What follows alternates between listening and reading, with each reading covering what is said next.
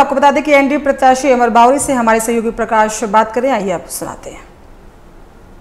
के लिए तरसते हैं, लेकिन वही बालू माफिया जो है वो अपना जेब भरने में लगे हुए हैं। देखिए, झारखंड की हकीकत को उन्होंने बयान किया है।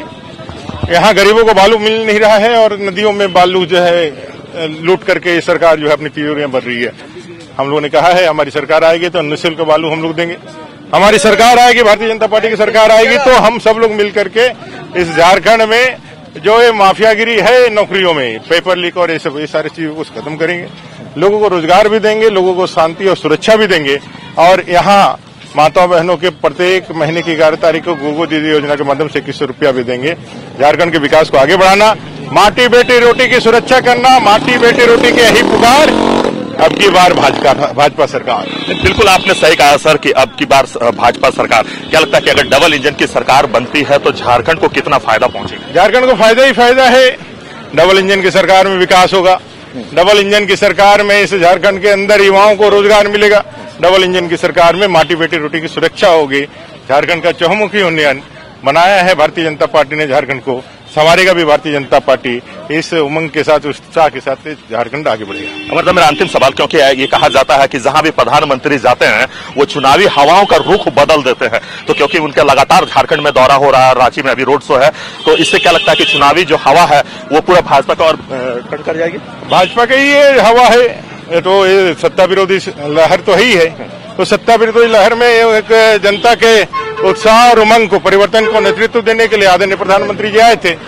तो ये तो परिवर्तन का लहर जो झारखंड में चल रहा है, तो उसके जन सलाम में यह सरकार उड़ करके बह जाने वाली है। कल हेमंत सोरेन ने भी प्रेस कॉन्फ्रेंस किया। उन्होंने कहा है कि हमारे पार्टी को कहीं न कहीं दबाने के लिए, चुनाव में नुकसान पहुंचाने के लिए लगातार कभी सीबीआई का सहारा लिया जाता है, कभी ईडी का सहारा लिया जाता है, कभी इनकम टैक्स का सहारा लिया जाता है।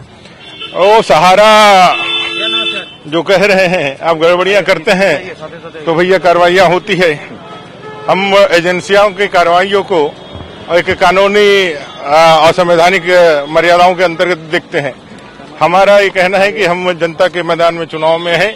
जो करोड़ों रुपए का पैसों का जो बंडल दिखता है, मिलता है, तिजोरियां दिखती है, उससे झारखंड को निजात दिलाने के लिए आज झारखंड में लगातार आदरणीय प्रधानमंत्री जी का भ्रष्टाचार रहित और जीरो टॉलरेंस की जो नीति है उस पर कार्रवाइयां हो रही है।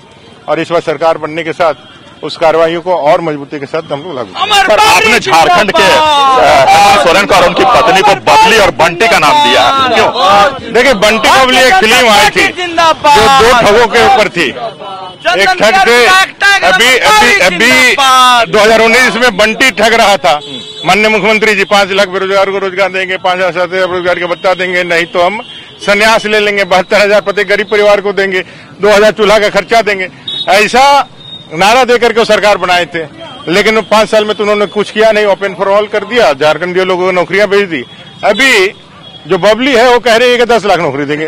तो बंटी ने 5 लाख कहा था, नहीं दिया, बबली भी आ गई है, तो दोनों मियां भी बना के 5 × 5 10 लाख हो गया, तो 10 लाख लोगों को नौकरी देंगे। वो कह रहे हैं कि हम 1,000 रुपया महिलाओं को खाता में भेज रहे हैं महिला सम्मान निधि के तहत, और हम 2500 रुपया जो है दिसंबर माह से शुरू कर रहे हैं। वायदा किया था 72,000 देने का, वायदा किया था 2,000 रुपया प्रत्येक गरीब परिवार को चूल्हा खर्च देने का।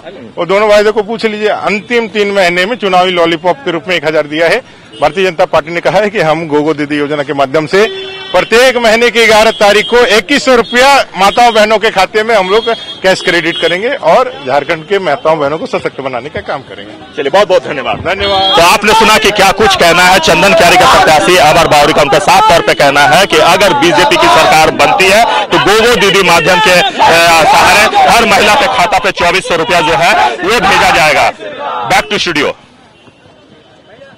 तो आप ये सुन रहे थे चंदन कियारी के एनडीए प्रत्याशी अमर कुमार बावरी को, जहां पे साफ तौर पर विपक्ष पर हमलावर नजर आए। उन्होंने कहा कि अगर एनडीए की सरकार आती है तो 2100 महिलाओं के खाते में आएगा। और साफ तौर पर उन्होंने कहा कि इस बार माटी बेटी की पुकार है कि झारखंड में एनडीए की सरकार है। फिलहाल 23 तारीख को देखना होगा क्या कुछ होगा। खबरों का रुख करते हैं तो